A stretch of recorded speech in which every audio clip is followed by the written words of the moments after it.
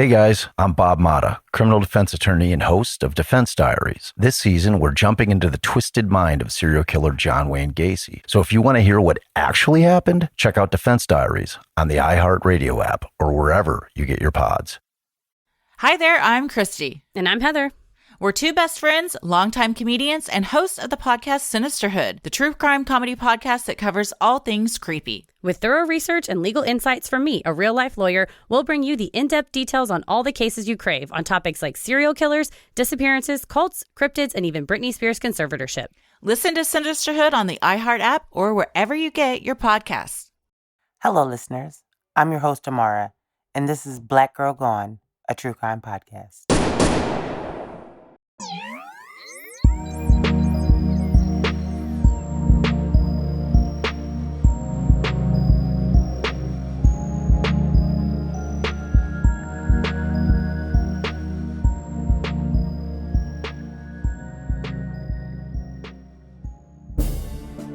On this episode of Black Girl Gone, we share the story of LaVena Johnson, a 19-year-old young woman who enlisted in the Army after she graduated from high school. 6 weeks after she arrived for her first tour of duty in Iraq, she was found in her tent with a gunshot wound to the head. The Army ruled her death a suicide, but her autopsy revealed that something else happened. Was her murder a cover-up? This is LaVena's story.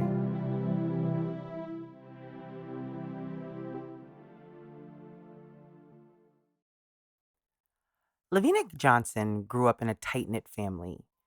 She was one of 5 children, and they lived with their mom, Linda, and dad, John, who was an Army veteran. LaVena grew up in Missouri, and at a young age, she was described by her family as being really smart and very disciplined. As soon as LaVena started school, she was a good student who other children loved to be around. In 5th grade, LaVena showed interest in political issues. And being such a compassionate person who loved animals, LaVena, at just 11 years old, became a member of PETA. LaVena was also a vegetarian and had joined an organization that advocated for alternative ways to consume meat. In high school, LaVena was really popular. She was a part of a lot of different activities in high school, and she would be seen at sporting events with her father and doing things with her sister, and she was well known and well liked. According to LaVena's family, her initial plans were to go to college.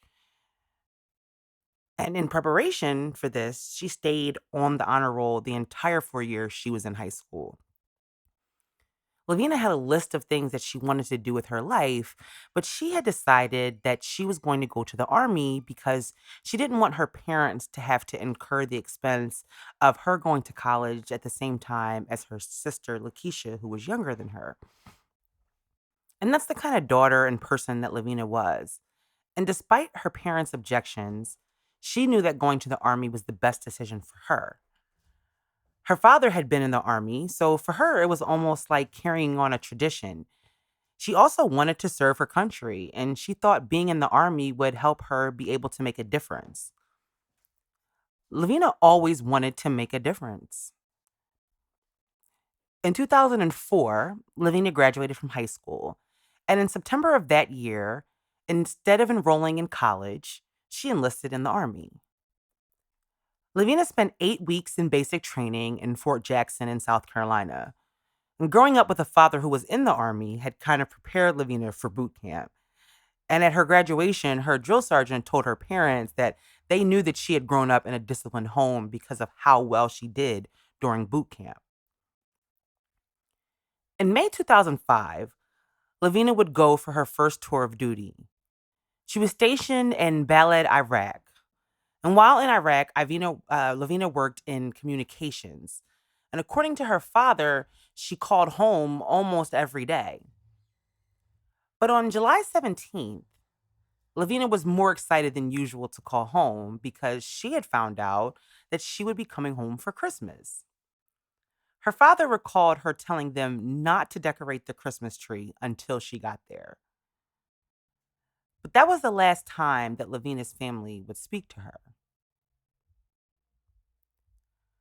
6 weeks after arriving in Iraq, LaVena's parents receive a visit from an Army soldier. On July 19th, 2005, just 2 days after they last spoke to LaVena, they are told that their 19-year-old daughter, 8 days shy of her 20th birthday, has died. The Army told her family that she died of a self inflicted gunshot wound from her service weapon, which is an M16 rifle. Now, when John, LaVena's dad, asked the soldier if he was implying that LaVena had killed herself, the soldier would only say that her death was, quote, under investigation. And 2 days later, the Army's casualty liaison comes to the Johnson home and tells her father that they should have a closed casket, which implied that LaVena's head or face had sustained severe trauma, and that's why they wouldn't be able to have an open casket. But when the family goes to view the body in preparation for the funeral, Lakeisha, LaVena's younger sister, was the first to notice. And when she sees her sister in the casket, she automatically knew something was wrong. According to John, Lakeisha started yelling and basically saying that someone had beat her sister up. She could see the bruises on her face. And this was the first clear indication that there was more to the story than LaVena just killed herself. LaVena was buried with full military honors and laid to rest at Jefferson Barrack National Cemetery. But even as the Army honored his daughter, John knew in his gut that LaVena was murdered. Her father, an Army vet himself, also knew that the way they say she killed herself was very suspicious to him. LaVena was a petite girl, standing only 5'1" and weighing around 100 pounds. So putting a 40-inch gun in her mouth and pulling the trigger would be a very difficult thing for her to do. And because John is suspicious about the circumstances of his daughter's death, he had asked the mortician if he had noticed anything strange, particularly under her fingernails. Anything that might indicate a struggle. But according to John, the mortician tells him that the gloves are glued onto her hands, which is extremely weird. And they say they have never seen anything like that before. So, needless to say, based on everything the Johnson family is alleging, the bruises on her face, the suspicion about the self-inflicted gunshot wound, and the gloves glued to her hand, this family was not going to believe that their daughter killed herself. But could they prove it? After a lengthy 10-month investigation, the Army concluded that LaVena's death was a suicide. But the Army did not release all of the information to the family. They were refusing to give them access to the investigation files or the autopsy photos. Frustrated and desperate for answers, in 2007, the Johnson family had LaVena's body exhumed so they could have a second autopsy performed. The second autopsy revealed that LaVena's neck had indeed been broken.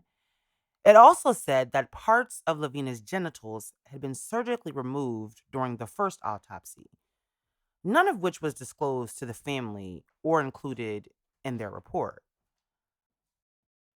The Johnson family fought the Army for information for over 2 years. And after support from local representatives and requesting the files via the Freedom of Information Act, access was granted to the file with the information surrounding their daughter's death. Now, the Army's official story was that LaVena was upset over a recent breakup. They claimed that a boyfriend that she had been dating for about 2 months had broken up with her via email, and that LaVena, upset, had printed out these emails and put them in her pocket. They then claimed that she accompanied another soldier, a male soldier, and they went to purchase M&Ms and a 6-pack of soda from the store that's on the base. The Army said that LaVena and the unnamed male soldier go back to the barracks, But then LaVena leaves shortly after they arrive, carrying her M16 with her, according to the Army. LaVena then is said to have gone to a tent that belonged to a military contractor. So it wasn't LaVena's tent. It was actually a tent that belonged to a military contractor, where they alleged that she found a aerosol can and that she used that to set these emails that she had in her pocket on fire. According to the Army, this is super dramatic because she sets the emails on fire, and then there's reports that she also set the tent on fire as well. And then apparently, after setting the letters on fire and the tent on fire, the Army says that she then takes her rifle, puts it in her mouth, and pulls the trigger. Now, a shell casing is found near her leg, but it was not from the bullet that allegedly killed her. Now, apparently, according to LaVena's dad, that all contradicted what the Army had told them about where they found LaVena, because they had initially told her family that she killed herself in the barracks. But that wasn't the only inconsistency in the Army report. The investigation itself did not match up with what the father was seeing in the crime scene and autopsy photos. LaVena's father, John, noticed from the autopsy photos that the bullet wound in LaVena's head was too small to have come from an M16. Now, I'm, of course, no gun expert, so I had to look up what an M16 was so I could get a full understanding of what kind of gun LaVena was carrying. Now, the M16 is a very powerful gun, hence why it is issued to soldiers in war zones. It's also a very long gun. And I watched a few videos of people shooting at watermelons using these weapons, and the watermelons were exploding from like 40 and 50 feet away. So, not only does it seem unlikely to me that at just 5'1", she would be able to maneuver that weapon in a way that she could shoot herself in the mouth, the likelihood of her basically blowing her head off is extremely high due to the high power nature of the weapon and the idea that she shot herself at such a close range. And according to her father, the wound LaVena suffered was in the front of her head above her eyebrows, not in her mouth with an exit wound out of the back of her head, like the Army had said. And that was inconsistent because the Army initially told them that she shot herself in the mouth and that they believed that the bullet had exited the back of her head. But the wound that's on her forehead is is a gunshot wound, and it's more consistent with a bullet that was shot from a 9mm and not an M16.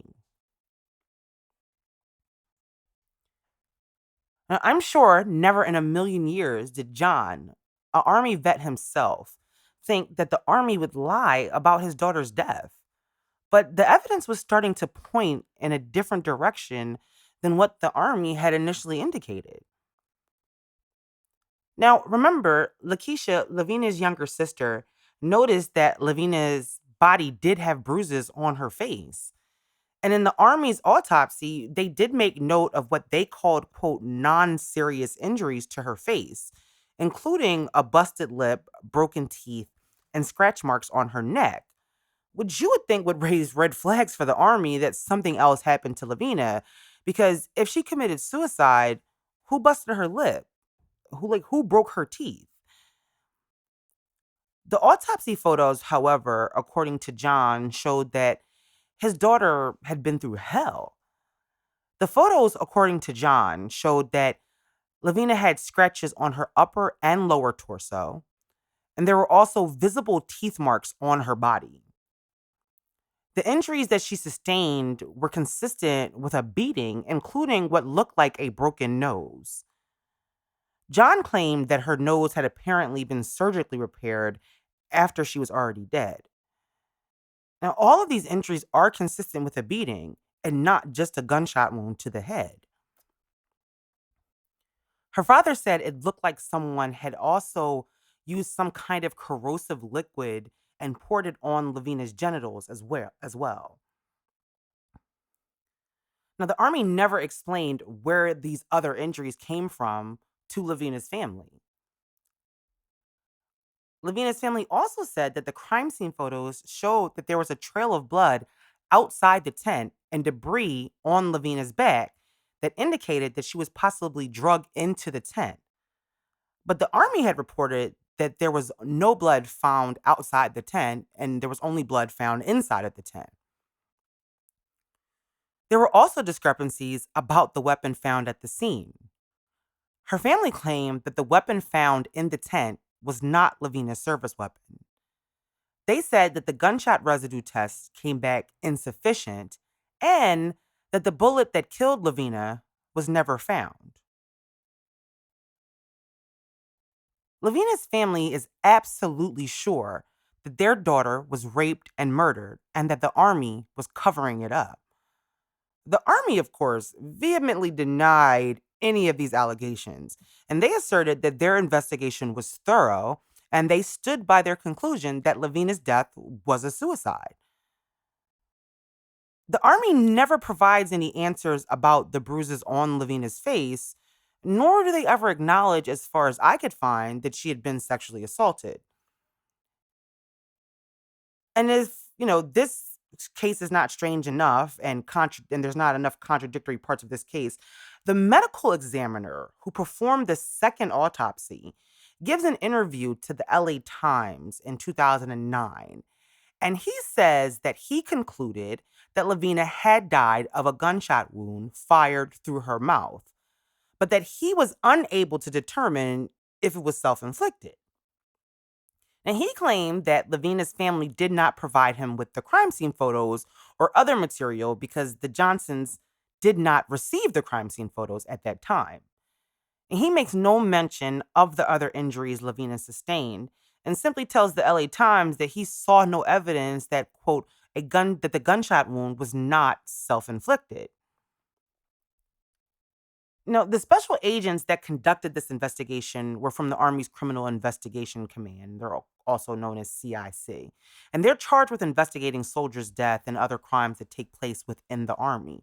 They are like the equivalent to, CBS's show NCIS, the NCIS show. They're the equivalent to the Navy's version of NCIS, which of course investigates naval crimes.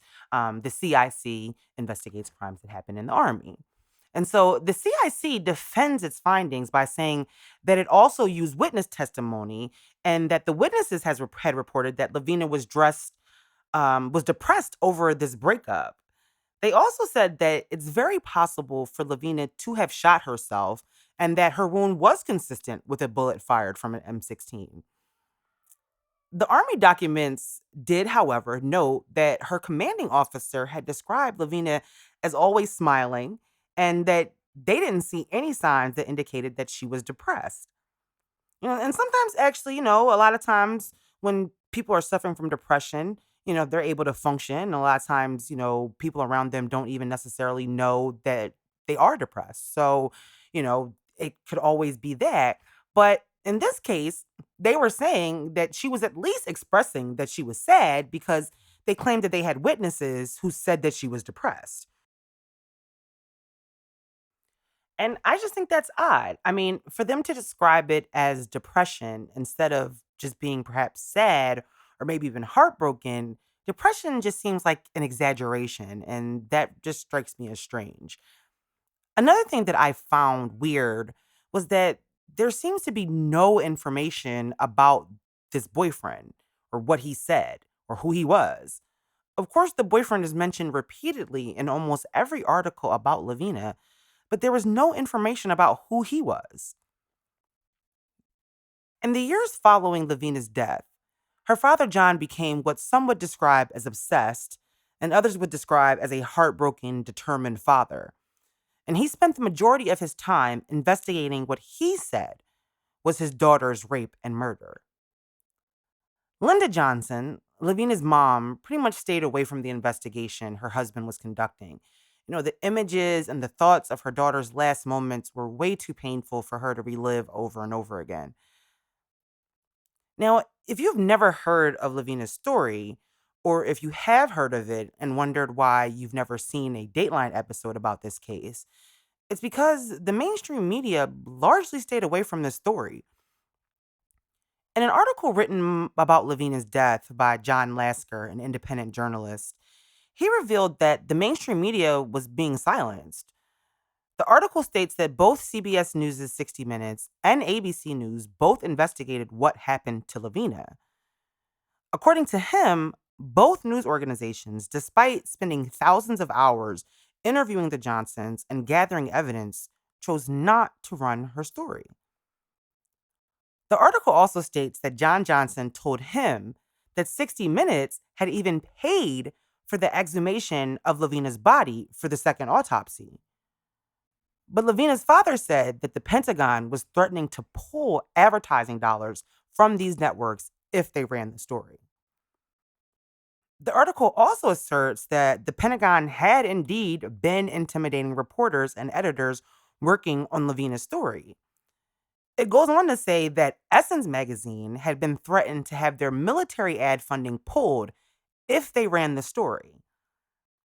And the alleged tactics worked. And Essence ended up publishing what the article described as a, quote, watered down version of the story. Essence claims that they rely heavily on military advertisement as a part of their, ability to survive as a publication. And, if that's true, that's really, really, really crazy and only adds to the theory and the suspicion that this was a cover up. 6 years after LaVena's death, her family still had not given up finding answers about what happened to their daughter. And it had to have been increasingly lonely for the Johnsons. And because it seemed like, no one was really listening, and those that were hesitant to tell the story. In July 2011, an independent agency called Cold Case Investigation Research Institute, also known as CCIRI, they look into high-profile cases, and they chose LaVena's case. They usually select about one case a year. And now there's conflicting information about whether or not they chose LaVena's case or if it was done at the request of the family. But either way, CCIRI decided to investigate. And they hired their own experts on suicide as well as ballistic experts to investigate what happened to LaVena. The CCIRI taking up LaVena's case gave the Johnsons a lot of hope that having this independent agency investigating LaVena's death might finally have the truth come out. Like the truth might finally come out having this agency doing an independent investigation. In the article by John Lacker, he said that the experts who looked at the photos all had serious doubts that LaVena had killed herself. And he quotes Cheryl McCullough, the director of the CCIRI, as saying, quote, "There's no question that the military's investigation and conclusion of suicide has problems. If there are any signs of murder, you can't automatically call it suicide." In 2015, the CCIRI released their findings. Now, it usually, according to CCIRI, takes a year to investigate a case, but they claim that it took them 3 years to investigate this case. And despite what was said in 2011 when they first began their investigation, the CCIRI ultimately sided with the Army and concluded that LaVena's death was a suicide. In 2015, in an article published by the St. Louis Public Radio, they interviewed Cheryl McCullough, and she said, quote, "There is a problem. Number one, the way the notification happened, and the lack of information given to the family fast enough. But there was nothing about this case that we could go back to the Army to say, you need to relook at it. We didn't have anything new. We didn't have anything that suggested wrongdoing." And, that's not exactly what she said in 2011. And the CCIRI does not publish the results of their investigations, and they claim that they operated independently and did not work for either the Army or the Johnsons. But their conclusion has was yet another blow to LaVena's family, who had hoped that this report would open up the door for the Army to reinvestigate what happened to LaVena. But it didn't. And although they said that they are an independent organization, her family can't help but think that the military might have gotten to them too. After the CCIRI's conclusion, there were no more official investigations that take place regarding LaVena's death, and no one with any influence was publicly supporting the Johnsons in their quest for justice. Despite the St. Louis Public Radio's claim that LaVena's case was covered extensively by mainstream media, that simply is not true. If so, where is all the coverage? Where are all the articles? Most of my research for this case came from independent journalists and interviews that her father did with websites. The facts surrounding the death of LaVena Johnson are incredibly sad and suspicious. The fact that the Army ruled this a suicide from the beginning may have clouded their judgment, or maybe this was just an outright cover up by the U.S. Army to protect some high ranking soldier or contractor, perhaps. Well, we don't know everything about LaVena's story, but we do know that in the 16 years since she was found dead in a tent in Iraq, no one close to the Army's investigation has ever come forward to either confirm or dispute what happened that day. With cases like these, the pressure from the public can be key in getting answers. And in recent years, LaVena's case has been talked about more thanks to social media.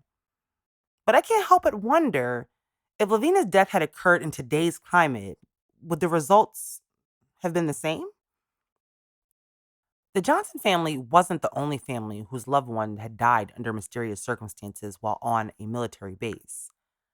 In the years following LaVena's death, many families, particularly families of women in the military, who were told their daughters committed suicide, but then were given insufficient evidence or no evidence at all to support a suicide took place, began to come forward.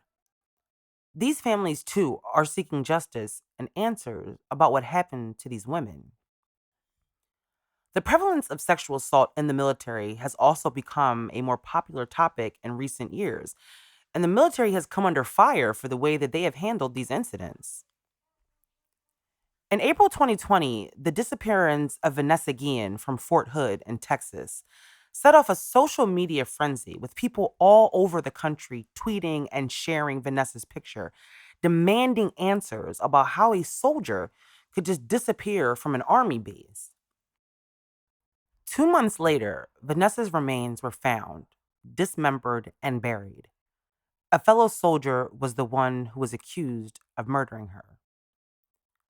But before her death, Vanessa had complained about her claims of sexual harassment being dismissed. The man accused of murdering Vanessa and dismembering her body killed himself. Vanessa's mom, however, believes that his death is part of a larger cover-up to keep him from telling the whole truth. The outrage surrounding the murder of Vanessa helped to shed light on how the military fails when it comes to protecting their female soldiers. There was an investigation surrounding the circumstances of Vanessa's death, and as a result, 14 commanders and other leaders at Fort Hood were disciplined, citing a failure of leadership. And in December 2020, the Secretary of the Army said that Vanessa's murder, quote, shocked our conscience and brought attention to a deeper problem at Fort Hood and across the Army more widely. He said that it, quote, forced us to take a critical look at our systems, our policies, and ourselves. But as for LaVena's death, her family still waits. Perhaps this new reckoning on behalf of the Army will allow LaVena's case to be reopened. All it takes is for someone in the right place to realize that the inconsistencies in this story, coupled with what we know about the Army's conduct by their own admission after Vanessa Guillen's murder, is a reason why this case should be reopened and reexamined. Now, you can listen to this story and draw your own conclusions about what you think really happened to LaVena Johnson. But regardless of what the Army has said about this case, the suicide theory just does not add up. Something happened to LaVena Johnson on July 18th, 2005. Her family deserves to get the whole truth. And because of that, until they are satisfied and until they have the answers they need to find their peace, we must continue to tell her story. Thank you for listening to this week's episode. We will be back next week with a brand new story. Don't forget to leave us a rating on Apple Podcasts. It helps our show grow so we can continue to tell these stories. Like us on Facebook and follow us on Instagram at Black Girl Gone Podcast.